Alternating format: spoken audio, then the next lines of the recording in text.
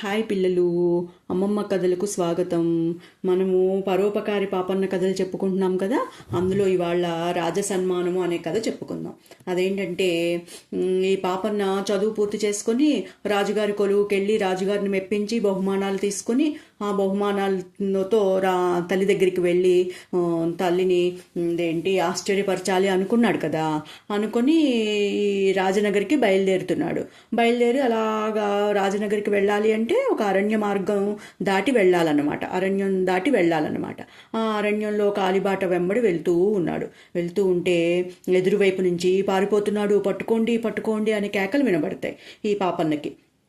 ఆ క్షణంలోనే ఒక యువకుడు పరిగెత్తుకుంటూ ఈ పాపన్న వైపే వస్తూ ఉండటం కనిపిస్తుంది అనమాట.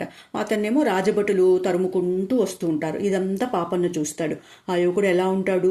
జుట్టు చెదిరిపోయి, బట్టలు చినిగిపోయి, ఒక నేరస్తుళ్లాగే, అనుమానించడానికి తగ్గట్టే ఉంటాడనమాట. నేరస్తుళ్లాగే కనిపిస్తాడనమాట ఈ పాపన్నకి. ఈ రాజభటులకు చిక్కకుండా పారిపోతున్నాడు కదా ఈ పాపన్న. వాడు నేరస్తుడే అనుకొని ఏం చేస్తాడు, ఆ యువకుడిని గట్టిగా పట్టేసేసుకుని రాజభటులకి అప్పగించేటప్పటికి వాళ్ళు ఏం చేస్తారు, ఆ యువకుడు నోట్లో గొడ్డలు కుక్కేసి చేతులు విరిచి వెనక్కి కట్టేసి పాపన్నతో అంటారు, అయ్యా సమయానికి వచ్చి సహాయపడ్డారు మీరు అని అంటారనమాట. అనేటప్పటికీ ఈ పాపన్న అంటాడు, మీరే మాత్రం సంకోచించకండి, మీకు ఇంకా ఏమన్నా సహాయం కావాలంటే నేను చేస్తాను అంటాడనమాట. అయితే వీడి పని పూర్తయ్యేదాకా మీరు మా వెంటే ఉండండి, వీడు మాకు చిక్కకుండా ఎలాగో అలాగా మేము కట్టిన కట్లు విడిపించేసుకొని మమ్మల్ని చావగొట్టి పరిగెత్తేస్తున్నాడు, మీరు సమయానికి వచ్చి మళ్ళీ వీడిని పట్టుకుని మాకు అప్పగించారు, లేకపోతే వీడు మళ్ళీ మాకు దొరికేవాడు కాదు అని రాజభటులు అంటారనమాట.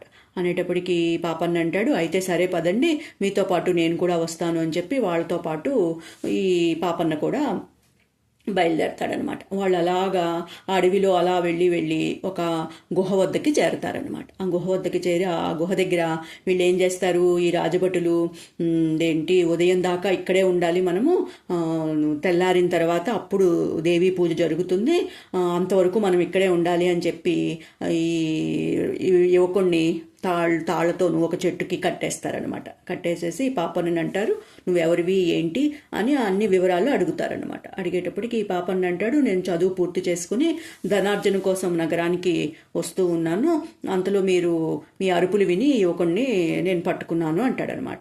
అనేటప్పటికి ఆ రాజభటుల్లో ఒకడంటాడు, అవునా, అయితే నేను ఇప్పుడే నగరానికి వెళ్తున్నాను, నువ్వు మాకు చేసిన సహాయం గురించి మా నాయకుడికి చెప్పి నీకు మంచి బహుమానం వచ్చేటట్టు చేస్తాను అని చెప్పి ఆ రాజభటుడు నగరానికి బయలుదేరి వెళ్తాడనమాట. ఈ రెండో వాడు ఏం చేస్తాడు, వాడు వెళ్ళిన కాసేపటికి వాడు 2-3 గంటల దాకా రాడు. ఈ దుర్మార్గుడు నన్ను చితక్కొట్టేశాడు, నా ఒళ్ళంతా చాలా నొప్పులుగా ఉంది, నేను ఒక 2-3 గంటలు నిద్రపోతాను వాడు వచ్చేంత వరకు, అంతవరకు వీడిని జాగ్రత్తగా నువ్వు చూస్తూ ఉండు అని చెప్పి వాడు నిద్రపోతాడనమాట.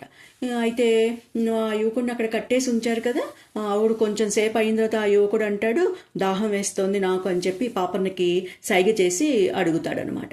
అడిగేటప్పటికి మన పాపన్న పరోపకారి పరాయణుడు కదా, వాడు దుర్మార్గుడైనా సరే పాపం దాహం వేస్తోంది అన్నాడు కదా అని చెప్పి పక్కనే ఉన్న కోనేటికి వెళ్ళి ఒక ఆకు దొన్నె తీసుకుని దాంట్లోకి నీరు తీసుకుని ఈ యువకుడి దగ్గరికి వస్తాడనమాట. వచ్చి ఆ యువకుడి నోట్లో గుడ్డలు కుక్కేసి ఉన్నాయి కదా, అవన్నీ తీసేసి ఈ నీళ్ళు ఇస్తాడనమాట తాగటానికి.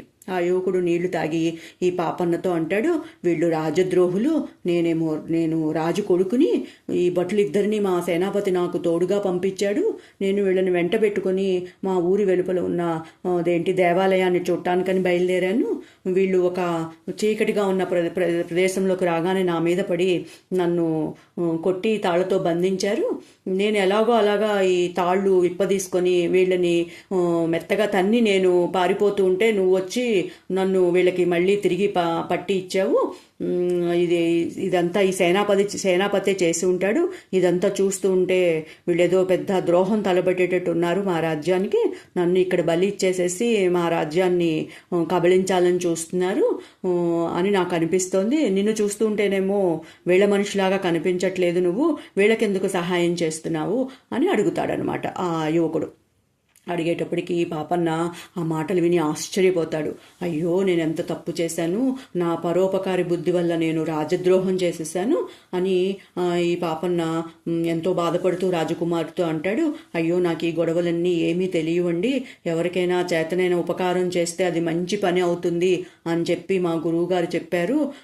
నేను చదువుకున్నాను, ఈ రాజభట్లు సహాయం కోరారు, అందుకని నేను సహాయపడ్డాను, అంతేగాని నాకు ఇవంతా ఏమీ తెలియదు, ఉండండి మిమ్మల్ని విడిపిస్తాను, మీకు ద్రోహం తలపెట్టిన వీళ్ళని మీరు శిక్షించుదురు గాని అని చెప్పి ఆ యువరాజు కట్లు విప్పదీసేస్తాడనమాట.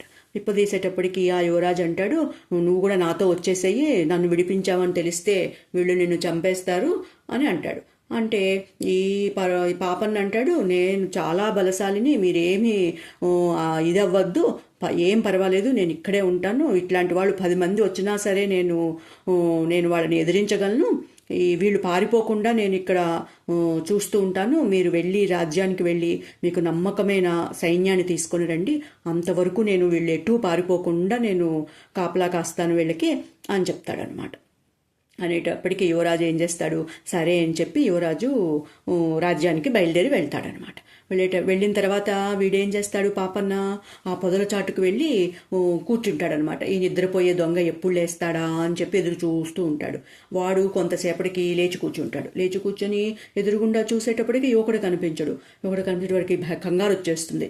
కంగారు పడి అటు ఇటు చూస్తాడు. అటు ఇటు చూసేటప్పటికి పాపన్న కూడా కనిపించడు. అప్పుడు అయ్యో, ఇదేంటి పాపన్న వీడిని వదిలిపెట్టేసినట్టున్నాడు, ఇద్దరూ కలిసి ఎటో పారిపోయారు అని వీడు అటు ఇటు వెతుకుతూ ఉంటాడనమాట. అంతలో ఈ పాపన్న బయటకు వస్తాడు. పొదల చాటు నుంచి బయటకు వచ్చి వాడంటాడు రాజభటుడిని, అదేంటి ఆ ద్రోహిని వదిలిపెట్టేశావా నువ్వు అని అంటాడనమాట. అనేటప్పటికీ ఆ రాజభటుడు అంటాడు, చిచ్చి, నేనెందుకు వదిలిపెడతాను వాడిని, ఇదేంటి వాడు నువ్వే వదిలిపెట్టావని నేను అనుకుంటున్నాను అంటాడనమాట. అప్పుడు ఈ పాపన్న అంటాడు, నేనెందుకు వదిలిపెడతాను, వదిలిపెట్టేవాడిని అయితే అసలు ఎందుకు పట్టిస్తాను మీకు నేను, అది కాకుండా మీరు నాకేదో మీ నాయకుడికి చెప్పి బహుమతి ఇప్పిస్తానన్నారు, ఆ బహుమతి కోసం నేను గంపడి ఆశతో ఎదురు చూస్తున్నాను, దాహమే కాసిన మంచినీళ్ళు తాగుదామనే పక్కనున్న కోనేటికి వెళ్ళాను, దాహం తీర్చుకొని వచ్చే లోపల నువ్వు వాడిని తప్పించేశావు, నాకు బహుమతి రాకుండా చేశావు అని చెప్పి ఎదురు పాపన్న ఆ రాజభటుడిని అంటాడనమాట. అనేటప్పటికీ ఆ రాజభటుడు తెల్లబోయి చూస్తాడు. అయ్యో, నాకేం తెలీదు, నేనే మెరగను, నేను నిద్రలే చూసేటప్పటికి వాడు లేడు, నువ్వు లేవు, ఇద్దరూ లేరు, మీరిద్దరూ కలిసి పారిపోయారని నేను అనుకుంటున్నాను, కట్లు కట్టి ఉన్నాయి కదా, వాడు ఎలా తప్పించుకున్నాడు అని వాడు ఆలోచిస్తూ ఉంటాడనమాట. ఆలోచిస్తూ అయ్యో, ఇప్పుడు మా నాయకుడు వస్తే నేను ఏం చెప్పాలి వాడికి అని చెప్పి వాడు భయపడుతూ ఉంటాడు. అంతలో మొదటి రాజభటుడు, సేనాపతి, మరో 2 భటులు వస్తారు అక్కడికి. వచ్చేటప్పటికి ఈ సేనాపతి అంటాడు, ఏడి వాడు ఎక్కడున్నాడు, ఆ రాజకుమారుడు తల నా కళ్ళ ఎదుటనే తెగి కింద పడాలి, అలా చేసిన వాళ్ళకి నేను పెద్ద బహుమానాలు ఇస్తాను అని చెప్పి సేనాపతి అటు ఇటు చూస్తూ గట్టిగా అంటాడనమాట. అనేటప్పటికీ ఈ పాపన్న అంటాడు, అయ్యో అయ్యో, అదేంటి వీళ్ళకి నేనండి సహాయం చేశాను ఆ యువకుడిని పట్టుకోవటానికి, నాకేదైనా బహుమతి ఇవ్వండి అని చెప్పి మధ్యలో దూరి ఈ పాపన్న సేనాపతితో అంటాడనమాట. అనేటప్పటికీ అప్పుడు ఈ సేనాపతి ఆ రాజకుమారుడు ఎక్కడున్నాడని అటు ఇటు చూస్తూ ఉంటాడు కదా, వాడికి రాజకుమారుడు కనిపించకపోయేటప్పటికీ ఈ సేనాపతికి అర్థమైపోతుంది ఈ రాజకుమారుడు తప్పించుకున్నాడని అర్థమైపోయి ఏం చేస్తాడు, వాడికి బాగా కోపం వచ్చేస్తుంది అనమాట. కోపం వచ్చేసి ఆ రాజభటులు ఇద్దరిని తలలు నరికేద్దామని చెప్పి కత్తి తీస్తాడు. కత్తి తీసేటప్పటికి ఈ పాపన్న అయ్యో అయ్యో, అదేంటి మహాప్రభో, తొందరపడకండి, మీరు రాజకుమారుడు దొరికిన మాట నిజమే, నేనే స్వయంగా పట్టుకున్నాను అతన్ని, ఇక్కడికి మేము ముగ్గురం కలిసి తీసుకొచ్చాము, ఈ చెట్టు కట్టేశాం కూడాను, మీకోసం వీడు బయలుదేరి నగరానికి వచ్చాడు, అప్పుడు కూడా ఈ రాజకుమారుడు చెట్టు కట్టేసే ఉన్నాడు, మీరు అలా కోప్పడకండి, ఇదేంటి రెండో వాడు కాసేపు నిద్రపోతాను అన్నాడు, సరే వాడు నిద్రపోయాడు, నన్ను కాపలా పెట్టి నేనేమో నాకు దాహం వేస్తోంది కదా అని పక్క కోనేటికి వెళ్ళి కాసిన మంచినీళ్ళు తాగి, ఇదిగో చూడండి వీడు లేస్తే వీడికి కూడా దాహం వేస్తుంది కదా, కాసిన మంచినీళ్ళు ఇవ్వచ్చని ఇదిగో ఈ దొన్నెతో నీళ్లు తీసుకొచ్చాను, చూడండి మేము వాడిని పట్టుకున్న మాట నిజమేను, వాడు ఎలాగో తప్పించుకొని పారిపోయాడు అని పాపన్న అంటాడనమాట. అనేటప్పటికీ ఇదంతా ఈ సేనాధిపతికి నిజమే అనిపించి అప్పుడు అంటాడు వాళ్ళందరితోనూ, అయితే ఈ కట్లతోనే వాడు ఎక్కడో ఉంటాడు, ఎంతో దూరం వెళ్ళడు, ఈ పొదల చాటును ఎక్కడో ఉంటాడు, మీరందరూ కలిసి వెతకండి, ఎక్కడో అక్కడ కనిపిస్తాడు, ఈ పొదల దగ్గర ఇక్కడిక్కడే ఉంటాడు అని అంటాడనమాట.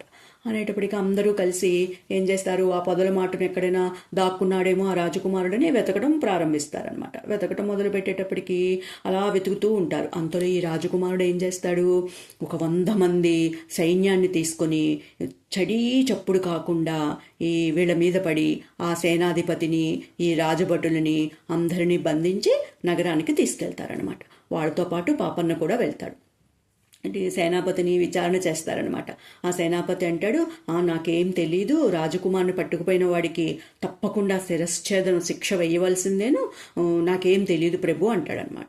అనేటప్పటికీ ఈ పాపన్న అంటాడు, రాజకుమారి తన ఎదుట నరికితే వాళ్ళకి మంచి బహుమతి ఇస్తానని చెప్పి ఇతను అనటం నేను విన్నాను ప్రభు అని చెప్పి పాపన్న సాక్ష్యం చెప్తాడనమాట. సాక్ష్యం చెప్పేటప్పటికి ఆ రాజుగారు ఏం చేస్తారు, సేనాపతికి మరణదండన విధిస్తారనమాట.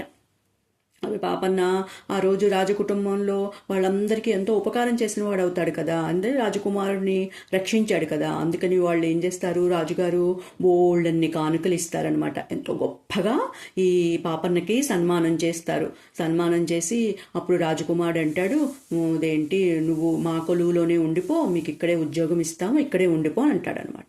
అంటే అప్పుడు పాపన్న అంటాడు, నేను ఇంటికి వెళ్ళి మా అమ్మగారికి కనపడి మళ్ళీ వస్తాను, నేను ఇల్లు వదిలి కూడా చాలా సంవత్సరాలు అయ్యింది, చదువు కోసం నేను ఇల్లు వదిలిపెట్టి వచ్చాను, ఈ కానుకలన్నీ తీసుకెళ్ళి రాణిగారు ఇచ్చినవి మీరిచ్చినవి అన్ని కానుకలన్నీ తీసుకుని వెళ్ళి మా అమ్మగారికి ఇచ్చి మళ్ళీ నేను తిరిగి వచ్చి మీ కొలువులో ఉద్యోగం చేస్తాను అని చెప్పి అంటాడనమాట. అనేటప్పటికీ రాజకుమారుడు అంటాడు, సరే అయితే వెళ్ళిరా, వెళ్ళి మీ అమ్మగారికి ఇవన్నీ ఇచ్చి మీ అమ్మగారి ఆశీర్వచనాలు తీసుకొని మళ్ళీరా, అయినాను దారిలో దొంగలు చాలామంది ఉంటారు, వాళ్ళ భయం ఉంది, అందుకని నీకు నేను భటుల్ని ఇచ్చి పంపిస్తాను, భటుల్ని తీసుకుని వెళ్ళు అంటాడు రాజకుమారుడు.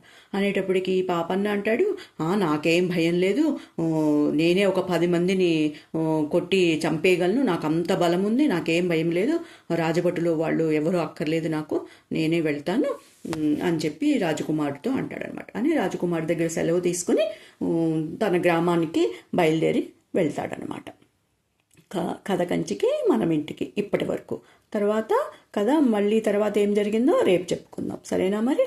Bye bye, good night.